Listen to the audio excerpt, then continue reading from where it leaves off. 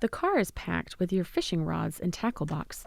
You've been counting down the seconds until you can jump in your vehicle and hit the road for this much-anticipated fishing trip. But there's just one problem. You're having a hard time deciding where to go fishing.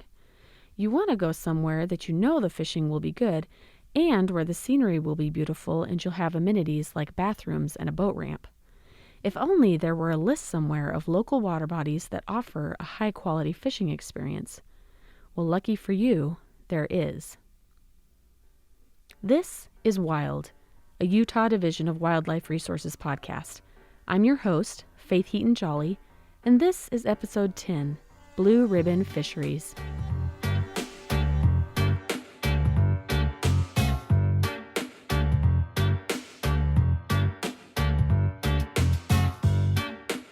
All right, welcome back to Wild. This is our 10th episode, which seems pretty exciting that it's been going that long. Today, we might sound a little bit muffled. We are wearing masks, just to let everyone know in case we do sound a little different. We're trying to do our social distancing and follow health recommendations here at the DWR. And today I am joined by two awesome guests. We have Randy Opplinger. He is our sport fish coordinator for the division. And how long have you been with DWR, Randy? I've been working with the division for, I think, 13 years, and in my current position for 4 years now. Okay. So you're a seasoned veteran, got a lot of experience under his belt, and you've mainly been working with kind of aquatics, fishing type stuff during your time here. I started off doing research for the division, doing a lot of kind of hatchery-related stuff, and then cool. I switched over to the sport fish side when I took my job about 4 years ago. Oh, that's awesome. Okay, great. And then we have Herbert Lay. He goes by Bert, and he is the chair for the Blue Ribbon Fisheries Advisory Council. That's right. Okay. And how long have you been with the council? I've been a member of the council as initially one of two Coldwater representatives for 5 years. Then I took on the job of chair of the Waters Committee, and now I'm chair of the council for the last couple of years. So a total of 5 years with 2 years in the chair. Oh, that's awesome. Okay. Yeah, so you're great. Also a seasoned veteran with this kind of stuff. Yeah, you could say that. That's awesome. So as you may have guessed, today we're going to be talking about the Blue Ribbon Fisheries Program. So for those who aren't familiar with this, basically, what is the program? It's a statewide program, state-funded, and really the goal is to identify, enhance, and protect the fisheries in Utah that really provide the best experiences for anglers in our state. Not only that, it serves to preserve, enhance, and promote these fisheries, these waters, because they're an economically valuable asset of the state. And then finally, the program actually helps promote these fisheries and these water bodies to our anglers, both resident and non-resident, actually. And it's just local water bodies in Utah, and it's kind of the best of the best, basically. That's right. Is what this program highlights and helps enhance. Okay. That's right. So when was this program created here in Utah? This program, it really, I think the genesis of it was 2001. So at that time, there was a small group of really passionate anglers here in the state. And they took, who was at the time the governor, Mike Leavitt, on a fishing trip. And at that time, he really convinced the governor that many of the fisheries in Utah are really a valuable natural resource and that the state should do more to protect, enhance, and promote the very best fishing opportunities that we have here in the state. So that led him to, basically Mike Leavitt at the time, to informally create the Blue Ribbon Fisheries Advisory Council. And if you go a few more years down the road, in 2005, who was then Governor Jon Huntsman decided to actually establish it as a formal committee or advisory council by an executive order. And what that did is it provided funds for the program and really established the Blue Ribbon Fisheries Advisory Council as it is today. And really, it's a volunteer thing. It's the citizens of Utah, some of our anglers, just kind of providing advice to the Division of Wildlife on how we can really allocate funds and do things to just enhance fisheries here in the state and fishing opportunities for our anglers. And promote those fisheries as well. No, you're right. Okay, awesome. So you guys have kind of touched on, some of the purpose of this program and why it was created. But let's talk more about kind of what are some of the goals of the program and kind of overarching purpose of why it was created. Our waters in the state go through cycles, and sometimes the blue ribbon water is no longer blue ribbon, and sometimes through the work of the division, a fishery improves dramatically, so a water becomes a blue ribbon. Gotcha. A blue ribbon water body. So one of the major goals of the council is to stay on top of which rivers and streams and reservoirs and lakes meet these criteria for actually a fantastic fishing experience. And we'll say a little bit more about that. But the other part of this, our mission is really economic. We mentioned an economical asset, but if you think about it, the Blue Ribbon waters are dispersed throughout the state, throughout all of the 5 regions as recognized by the division. If you can drive angler traffic to these other waters, and I like to say the 6 corners of Utah, because there are, Oh, yeah. then you can drive some economic development and some money to the rural areas in particular and get people off the Wasatch Front and really appreciate what it is that we have in the state to Gotcha. enjoy. So kind of helping them recognize some of these other areas that have some awesome fishing and outdoor opportunities. Yeah, that's right. And then another big aspect is, the council gets, we have funding, substantial funding. We'll say more about it in a minute, but we want to use that funding wisely to try to improve upon what we already have. Gotcha. So to improve those fisheries and the experience, the amenities, and that sort of thing. So we rank and oversee projects, and we determine, where the money is best spent to enhance the experience for anglers. Gotcha. So I guess that's one of the big goals is like not only letting people know about these awesome waters that offer these great fishing experiences, but also helping to improve them and kind of enhance them over time too and expand. Well, and keep track of them. I mean, if a wildfire sweeps through a drainage, sometimes a stream is destroyed. Strawberry River, classic example. We wouldn't want people to even go there because there's no fish. They Gotcha. were decimated by the runoff. Gotcha. So kind of updating people as these types of things happen too. Keep them posted and stay on top of the fisheries in these water bodies. That makes total sense. Okay. And I would say, kind of add on to that, one big role of the Blue Ribbon Fisheries Advisory Council, I mean, Bert kind of hit on it, the idea of it helping to allocate some funding for projects for improving fisheries here in Utah, and also the designation of these Blue Ribbon water bodies, which really, are recognized as the best fisheries in the state. And there's data out there showing that they help the economy, local economies near where these fisheries are located. That's awesome. But one key word is advisory council, where it's really a group of anglers, and those anglers have a definite pulse on fisheries here in Utah, how the fishing is going, where the fishing's good, where the fishing's not so good, Right. and what we can do as a division of wildlife to improve our fisheries in the state. So I think that's another role. It's not written in the mission statement or anything like that, but it's nice as a biologist with the division to have these anglers come to us and kind of tell us what they see on the ground and provide us some advice on what we can do to improve our fisheries here in the state. Gotcha. You're getting that active feedback from kind of the boots on the ground that are out fishing this area every day or something. Yeah, exactly. And That's it's awesome. it's good feedback for us. And we might mention, a lot of anglers don't agree on the type of fishing that is best or where they prefer. Oh, sure. But we made a point when the advisory council was formed to write a handbook. Actually, this might have been at the governor's office, where they determined the composition of the advisory council should include anglers of all stripes so that all interests are represented. Oh, gotcha. And so we have 2 representatives for cold water fisheries, and those would largely include cold water reservoirs and rivers, streams. 2 for warm water fisheries, 3 at large, and they can either sort of represent fishing interests generally or a specific interest in a particular species, for instance, if they want to see more tiger muskie in the state. In addition, we have regional reps, so 1 for each of the 5 regions. Like division regions of wildlife. Yeah. I see. Northern, central, northeastern, southeastern, and southern regions. And then Randy sits in as our executive secretary to represent the division's interests. Gotcha. But by forming this all-volunteer citizen advisory council, we make sure all views are represented. You can imagine it probably took a while in the early days for them to come up with the best way to rate waters and evaluate waters and come to some level of agreement.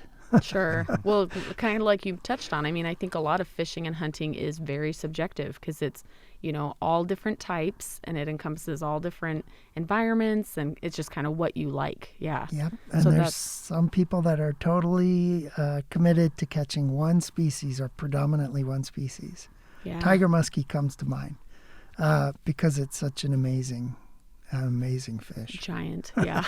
I couldn't even pull one in probably. Yeah. And it's nice with the composition where it's so diverse. It helps draw in all those viewpoints. So we have a council that's advising the Division of Wildlife and providing recommendations on water bodies, funding, etc., to have those voices. So we're really touching really all angler groups in the state through the actions of the Blue Ribbon Council. That's awesome. And of course, the importance of regional reps is now you have boots on the ground in those regions who can keep tabs on what's happening on Big Sandwash Reservoir or somewhere, that we were considering for Blue Ribbon status. Didn't make it, but that's one where we had a lot of input. And it's great to have those regional representatives working with the regional aquatic biologists, the Blue Ribbon biologists, and then they keep tabs and help determine which waters, for instance, are good candidates for future Blue Ribbon status, and which Blue Ribbon waters maybe have lost ground somehow. Gotcha. So Giving you those live updates. right, That's nice. yeah. And you've kind of mentioned or kind of teased to it. So yeah, what is kind of that basic criteria that a water body or fishery has to meet to kind of be classified as this top of the line blue ribbon fishery? Well, in the early days of the Blue Ribbon Fisheries Advisory Council, there was a lot of effort put into this very question. How do you score waters? What's the best way to determine whether a water really provides a blue ribbon fishing experience? And it was quickly recognized that there are many different factors. Sure. You can think about the fishery itself and the abundance of fish, the size, the number of fish that people might catch, or what species they might catch in a particular water. For those that keep their fish and consume fish, they're interested in their ability to catch their limits. So that's another factor. And then the quality of the fishery itself, this really comes down to more of a biologist perspective. In fact, the biologists assist us in scoring things like habitat, water quality, and is there sufficient quantity of water now and into the future to maintain a blue ribbon fishery. I see. And then also questions of access, both rivers and lakes or reservoirs. Is there sufficient access to the shoreline to allow the public to get to the water to fish? For flat waters, reservoirs, is there good boat access? Is the boat ramp decent? Is it falling apart? Is it dangerous? And then the accessibility, and that's one of the weirdest things that we score. Some people like waters that are really inaccessible. Because they don't want a lot of people there. Bingo, that's right. So we take that into account in our scoring, but we also take into account the family with little kids that wants it to be super accessible. Right. So we've developed a way to score both of those, at their extremes higher. So it's kind of a curious thing. Gotcha. And then lastly, the setting that the water is in, the aesthetics and the amenities provided, everything from boat ramps to pit toilets to fish cleaning stations to you name it. I see. So, and kind of going on to the boat ramp aspect of kind of one of the scoring, I guess if you have really good shoreline access, but there isn't a boat ramp, that could still be classified as a blue ribbon fishery. Sure. Okay. Especially in reservoirs where you find a lot of people like to go kayak fishing. I see. Or take their float tubes or pontoon kick boats. Or maybe they don't allow a motorized boat or something like that. Okay. And many anglers would prefer not having to deal with the wakes from motorboats. Sure. So, and it's more peaceful, and if that's what you're after. And then some of the water bodies, I'm thinking of Lower Stillwater Ponds, which we recently passed off, which made the cut. Lower Stillwater Ponds is a great place to take your float tube. Okay. It's on the Rock Creek drainage on the south slope of the Uintas. And it's such a different experience than, say, Jordanelle. Which is also a blue ribbon fishery. Yeah, okay. recently returned to blue ribbon status where there's all kinds of motorboating except in a particular places where it's wake free. Right. I was Okay. going to kind of build on this a little bit. I mean, Bert kind of touched on a lot of the aspects of the scoring system we used, but there's a lot of thought went into that scoring system, and it's really meant to be a very comprehensive scoring system. It touches on, I think, any part of the experience or every part of the experience an angler might have on a fishing trip. So it gets into, the fish themselves, so the numbers of fish people catch, how big they are. It also gets into kind of the experience. If you go there, is it going to have a boat ramp for you? Is it going to have good shore access? Are you going to be able to launch your kayak? It gets into the habitat, the water, that kind of thing that the fish live in to make sure it's good quality to sustain that fishery. And then also gets into kind of the setting, and Bert did touch on that. And one thing we know is a lot of people care about that setting. They want like going to scenic places, for example, to fish, or finding solitude. I mean, those are things that are kind of wrapped up in the scoring process. Yeah, it's one of the reasons I fish, Oh, is to take me out into beautiful places. yeah. So, Get some yeah. good scenery. And there's a lot of that in Utah, which we're lucky for. Yeah. So kind of talk about what's the process for, adding a new water body to this prestigious list. Kind of Okay. how does that happen?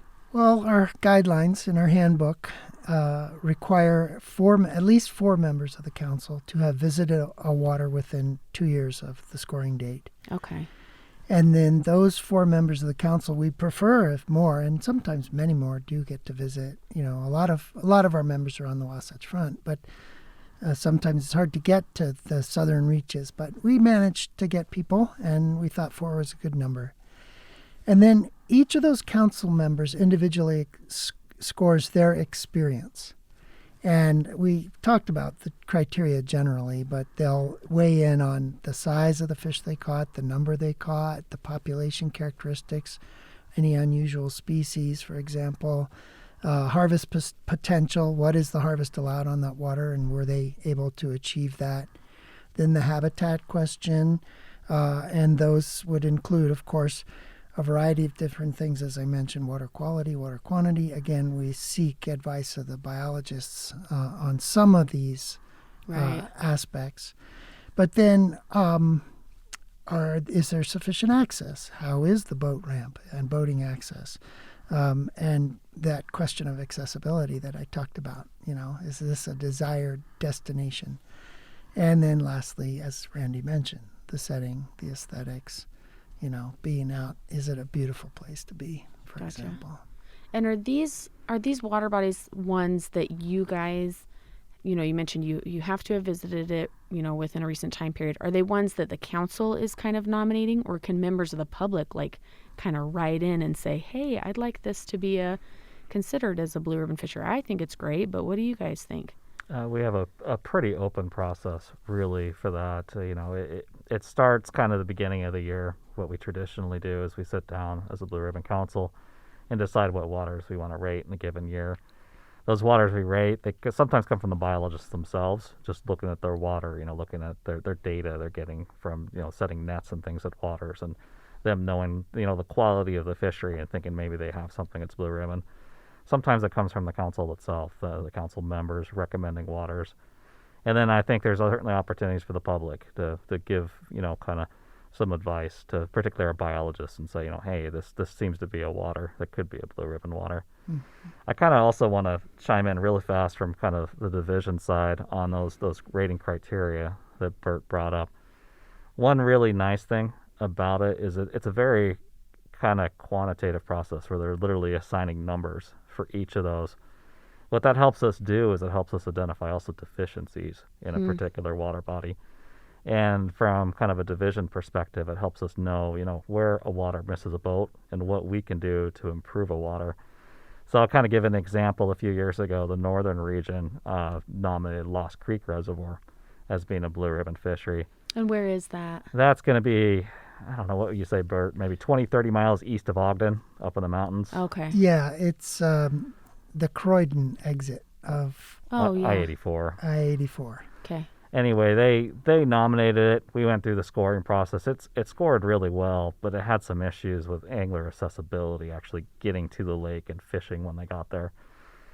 So what we've done in the meanwhile is the northern region, so out of our Ogden office, have really taken that to heart. They want to see this be a blue ribbon fishery, and they've put a lot of time and effort in doing what they can to improve angler access there with the idea that they can bump up the scores and make it a blue ribbon fishery. So Oh, it's kind of an example of a water, but I mean, it's how we use it as a division for perspectives. We really look at these scores and we say, hey, what can we do to make this water better? And these scores really mean a lot to us, kind of hearing from the anglers, what we can do to make a water better. what it needs to improve. We would be remiss if we didn't mention, in talking about Lost Creek Reservoir, which is up for scoring next year, I think. We would be remiss if we didn't mention the efforts of Morgan County. The accessibility problem, and this is a reservoir that does allow boats, but wakeless, but motorboats. The road was in really bad shape. Oh, You could easily break an axle Oh, on the geez. drive up. And it's about, I think, close to 15 miles from the interstate up the canyon to the reservoir. The county heard that, this is a principal factor. They were hearing complaints about it for years, but they managed to get the funds together and the road is repaved. That's and it's quite awesome. nice. And I That's think awesome. part of what drove that too from the county perspective is they were looking for tourism opportunities. And I kind of hit on this earlier, but we've got data in there knowing that people spend more money in their local economies to go to a blue ribbon fishery. That's awesome. So, hotels or gas stations, restaurants, et cetera. And I think, Morgan County kind of looked at this and they knew that if they can make this a blue ribbon fishery, it could be good for them as a county. So it gave them some initiative to move forward with some improvements there. That's awesome. Yeah. And so you kind of touched on some of the recent ones, but how many blue ribbon fisheries do we currently have in Utah? Well, we currently have 46 blue ribbon fisheries. Okay. These are really kind of a variety of waters. So there's lakes, there's streams, there's cold water opportunities. So these are your traditional kind of trout opportunities. There's warm water opportunities. So that's going to be bass, bluegill, tiger muskie, wiper, catfish, a variety of species. And in addition to those 46 water bodies, we also have a couple, we just call them regional collections. So a lot of waters in the Uintas, basically all the Uintas are included, and the same is true with the boulders. And I don't know what's there. We're talking hundreds of additional water bodies added to the list. These are primarily small water bodies, and they're ones, a lot of people haven't heard of, but they're there, and they have great fishing opportunities for people. That's Some awesome. of them give you that secluded experience because you have to backpack in several miles to reach them. Oh, gotcha. Basically, what defines the region is the elevation. It has to be above a certain elevation. I forget the actual number at this point. But and then, of course, an interesting thing on the Boulder Mountains, in those lakes down there, which are more accessible by ATV or hiking or even in many cases just driving to them, the division has managed those for different species and for different purposes to try to create a trophy brook trout fishery, Sure. for example. So that's a cool example where the division, and through its biologist, has sought to provide a different experience at different lakes in the same region. In some cases, just hundreds of yards apart. And you kind of hit on what I was going to say. I mean, that's a big part of it is the fact that, you could be fishing for one species, in one lake and literally hike for 15 minutes and be after a completely different species or different opportunity, size of fish, number of fish, that kind of thing you expect to catch. So, it's kind of a really nice thing in the boulders. And down there, the southern region, so this is our Cedar City office, I think really took it to heart really well, this blue ribbon idea, and have worked really hard at doing what they can to alter their management down in the boulders to really provide a great opportunity for our anglers. And created a really nice booklet, which always flies out of fishing shops. It is high demand, that little pamphlet You about know the it. Boulder Mountains. Yeah. Yeah. So, when you think about blue ribbon fisheries in Utah, of course, there are many well-known examples that come to mind. Places like, Strawberry Reservoir, Fish Lake, Flaming Gorge Reservoir, our Green River, Provo River. But there's many smaller waters, maybe more distant, that people don't know about unless they happen to live near them. Like, for example, down in southern Utah, Gunlock was our newest blue ribbon fishery. It recently returned to blue ribbon status. Just this year, wasn't it? Yeah, that's right. Or was it last year? It was this It year. was It was this this year. Okay. Yeah. And so what was the problem there? Smallmouth bass got introduced by bucket anglers, and we basically had to poison the whole Oh, that's right. water body to get rid of them because they should not be in that It was drainage. taking it over, yeah. Right. Taking it over, and also we're talking the Virgin River drainage. There's a number of threatened and endangered fish species down that direction, and smallmouth bass are a major predator that's Gotcha. reducing their population. So we And- saw Gunlock as being a source of smallmouth bass and a kind of a problem where it was providing fish, escaping from the dam that were having some adverse effects in the Virgin River system. Oh, So man. we treated it, and then we basically put the fishery back how it was. So it's come back to where it was Restored before. it, yeah. Yeah, bounced back nicely. There are a couple of other examples recently approved. Current Creek Reservoir, an interesting place to go. It's kind of like I don't know how to describe it. It's like in the middle of a water delivery chain between Strawberry Reservoir and I guess I'm not Like even West Fork of Duchesne, I think it comes from. Yeah. At any rate, it's a cool destination in national forest. And then the Duchesne River, there's tremendous access now through the Central Utah Water Project with lots of access points for anglers to park and visit the water. And places like Clear Creek, I think I mentioned the fire that affected Strawberry River. Yeah. Well, Strawberry's definitely not going to come back for a few years. But there's a similar situation that happened on Clear Creek, which is down by I-70 near Fremont Indian State Park. Oh, yeah. Fire swept through there. It pretty much decimated Clear Creek's fishery. And the division took advantage of that opportunity to restock it as it recovered and make improvements. And it recently achieved blue ribbon status again. Oh, that's awesome. It's a really small stream. The fish are not large, but it's gorgeous. And it's a really cool place to That's fish. cool. So if somebody wanted to, I guess, basically find the whole list and they want to take advantage of, hitting up some of these high quality waters, where do they find that? I think you got a couple of opportunities. I think the best place to go to get that information is just go to the Division of Wildlife's webpage, so wildlife.utah.gov, and then if you search blue ribbon fisheries, there's a special blue ribbon fishery page there.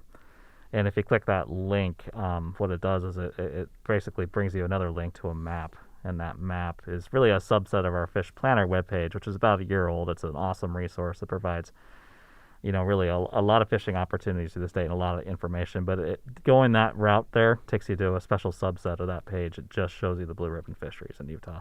Yes, specifically that if you go to that page, the Blue Ribbon Fisheries page, there is an orange button that says Find a Blue Ribbon Water. Click that button. That takes you to the interactive Fish Finder map, and you can That'll go on show from you there. where they are. Sorry to interrupt, Randy. What? No, you're good.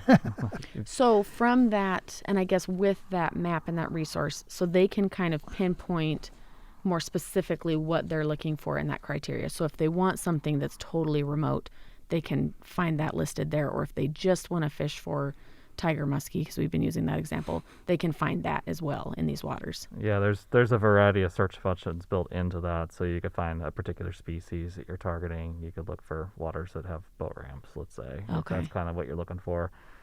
Also on that, it's really a map, the webpage, so you can see where things are spread out for the state, so you can figure out, what's close to where you're going. For instance, if you're going on a road trip, or what's close to your home. And then there's also information on we call them access points, but where the fishing piers are, the boat ramps, good places you could just park and go fishing. That's awesome. And if you hover your cursor over the little location marker on that particular water, it'll tell you what the water is. It'll give you a recent 5-star rating, 1 to 5-star rating. And then if you click on it, it opens a window that provides far more information in terms of what species you're likely to catch here, and provides recent reports from both the division and anglers that have provided feedback. And amenities are listed and whether or not it's blue ribbon.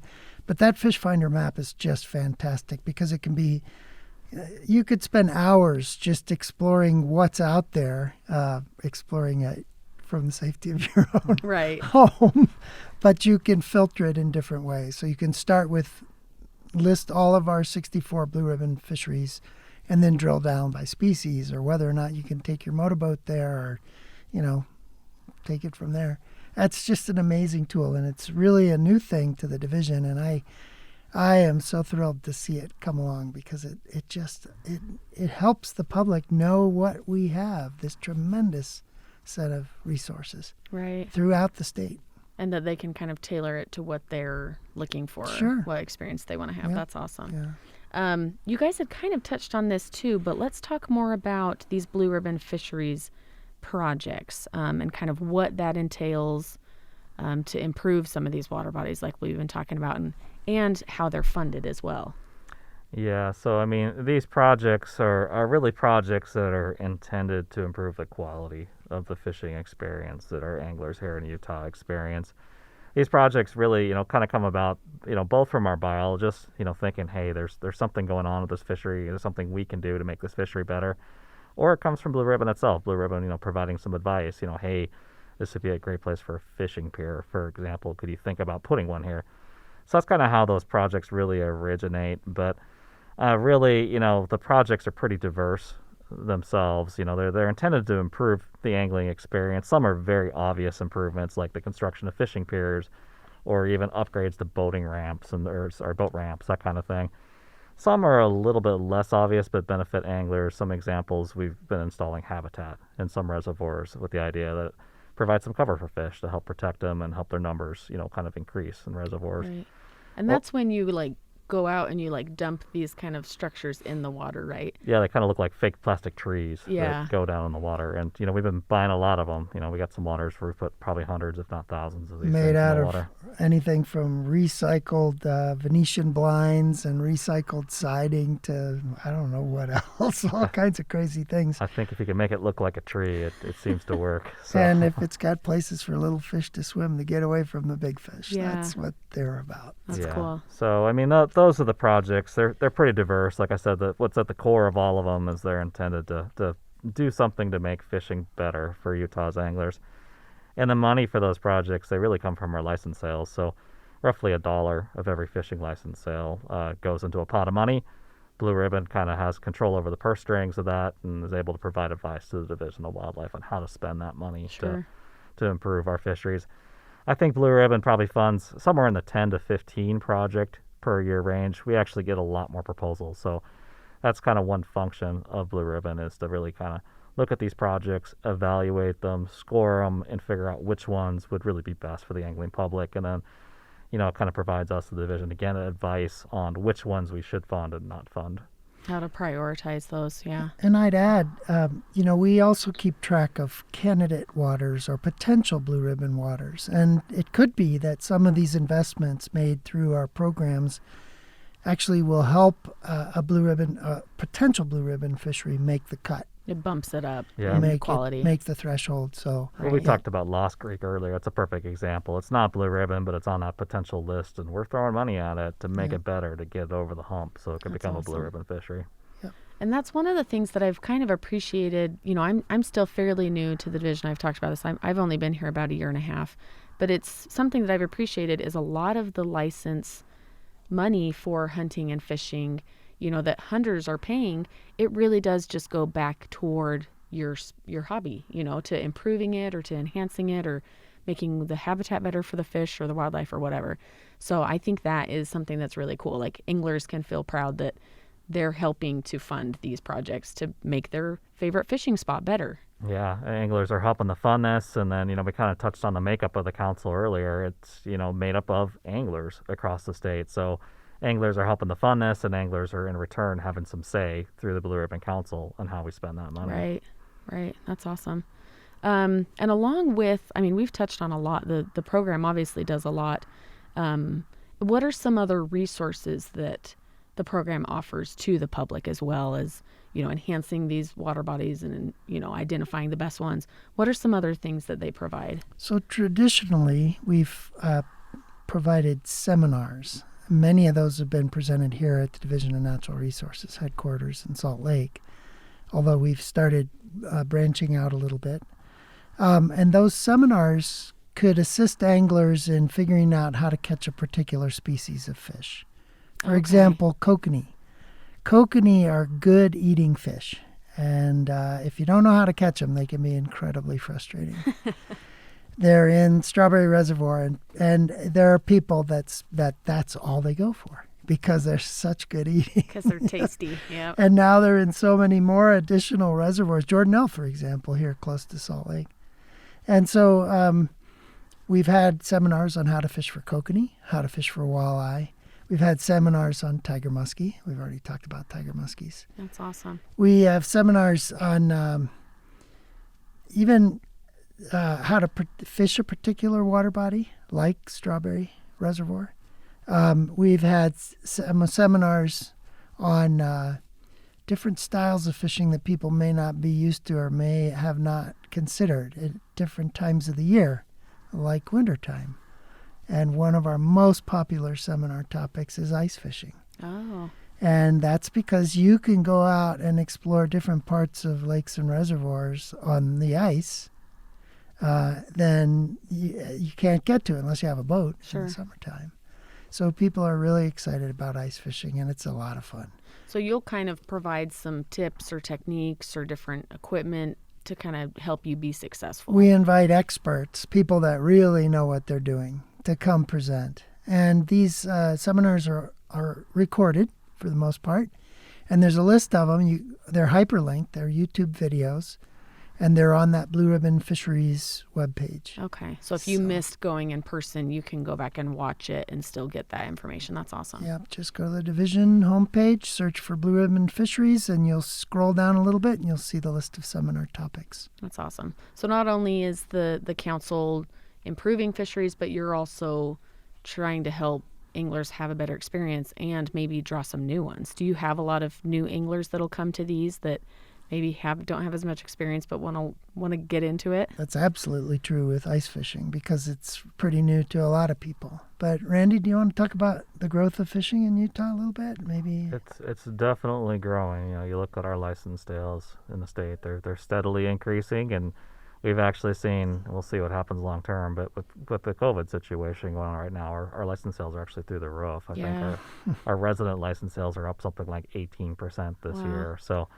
Everything else is canceled, so people are like, let's grab a fishing pole and get out there. I'd say if you're new to the sport, these seminars really give you a good kind of maybe primer on some different fishing techniques and some things you can do. And, he talked Bert earlier about specific water bodies, specific species, or even just different opportunities like ice fishing in winter, as Bert touched about.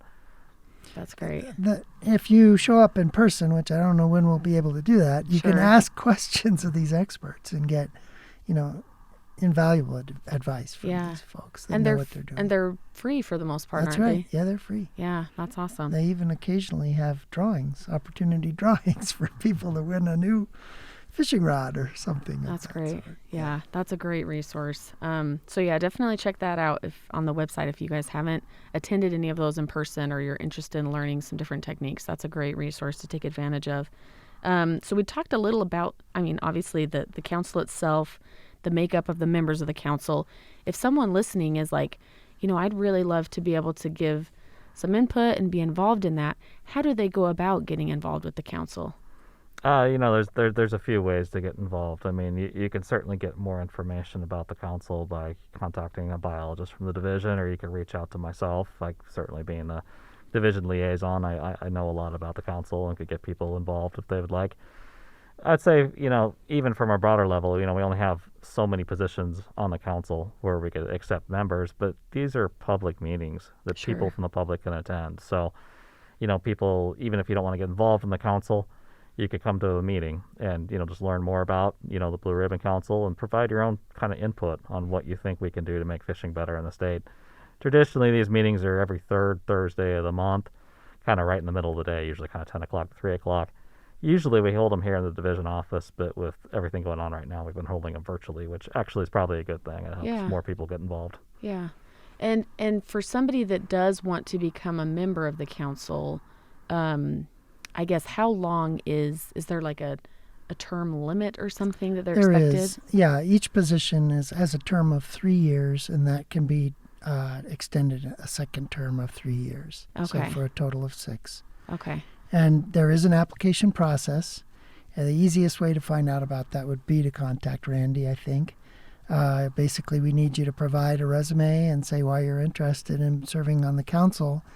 And then if you happen to have a specific interest, maybe you're an at-large candidate who wants to promote kokanee fishery in Utah or something of that sort, let us know about that. Or if you're, a warm water fisher exclusively, you like to go after largemouth bass, you got your bass boat, you want to go down to Quail Creek. And I'll So, chime in a little bit more on that. This is a state board, Blue Ribbon Fisheries Advisory Council. So if you're interested, there is an application process, and Right. a lot of that runs through me. But one step is it has to be an appointment by the governor. So there's some other kind of steps beyond that aren't complicated, but there's some review and stuff like that the governor's Okay. office does before somebody's appointed. I see. But I guess you don't have to be like an expert. It's just you have a hobby, fishing is your hobby and you're passionate and you can kind of just look into getting involved that way. Exactly, and like I said, these are public meetings. If the public wants to attend, the public can attend, and the public can ask questions and learn more about our fisheries, and provide us some feedback. Really, the only thing you miss out is you can't formally vote on some stuff unless you're a member, but that doesn't exclude you from learning some information and talking to some division representatives and providing input. yeah, For exactly. sure. That's great. And kind of along that same line, if somebody wants to kind of nominate a new project for a Blue Ribbon funding, or for a water body that they love that they would like to be improved to maybe become a Blue Ribbon fishery, how do they go about doing that one? I think probably the best way is actually just get a hold of me and just, say what your idea is. And, then I could take it to some of our biologists and start talking about, what the feasibility of doing that is and what the value would be. And then from there, the projects are really kind of brought forward by our biologists themselves. But that doesn't stop the public from being kind of a champion behind a project and working with our biologists to develop something.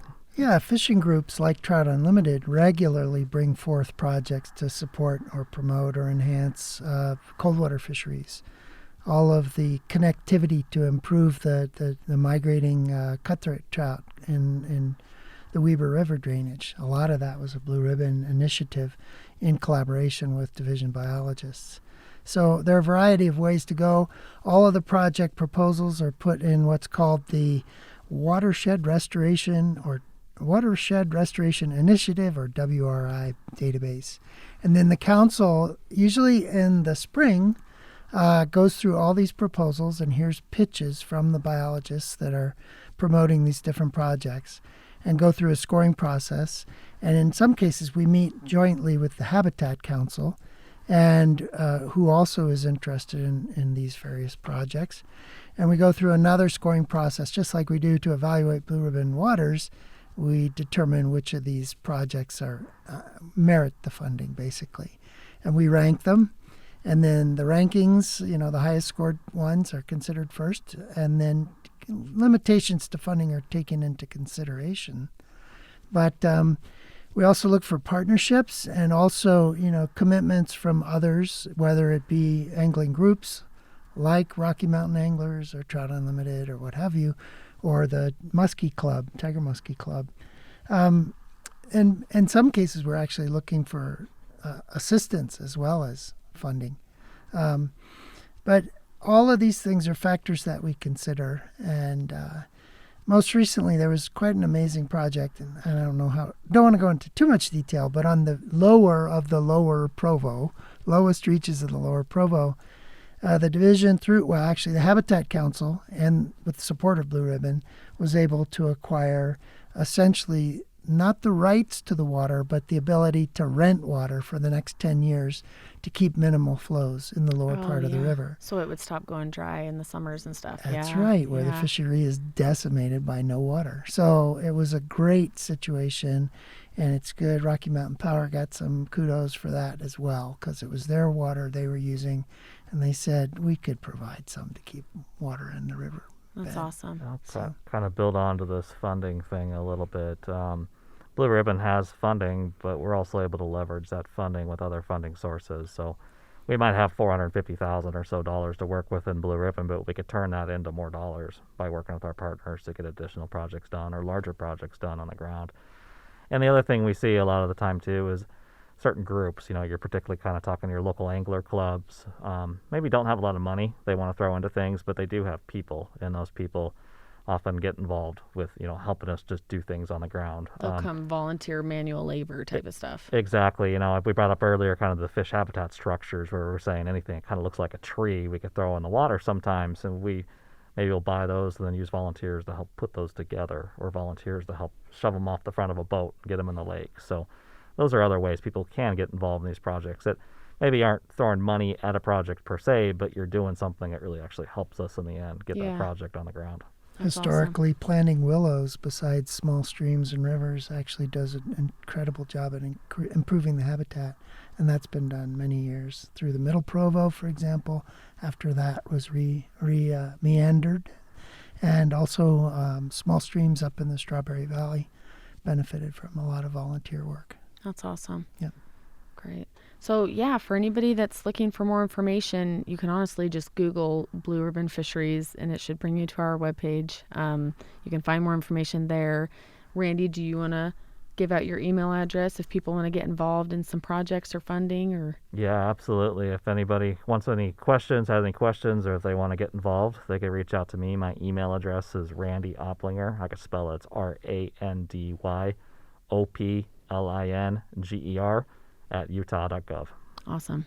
And, thanks for coming on, you guys, and kind of explaining more about this. It's a great resource, one that, is new to me, and I definitely am excited to myself get out and check out some of these awesome experiences. And as always, if you haven't downloaded the Wild Podcast yet, we would encourage you to do so. We release a new episode on the third Tuesday of each month on a variety of topics. And so we hope that you'll tune in next month for some more wildlife stories.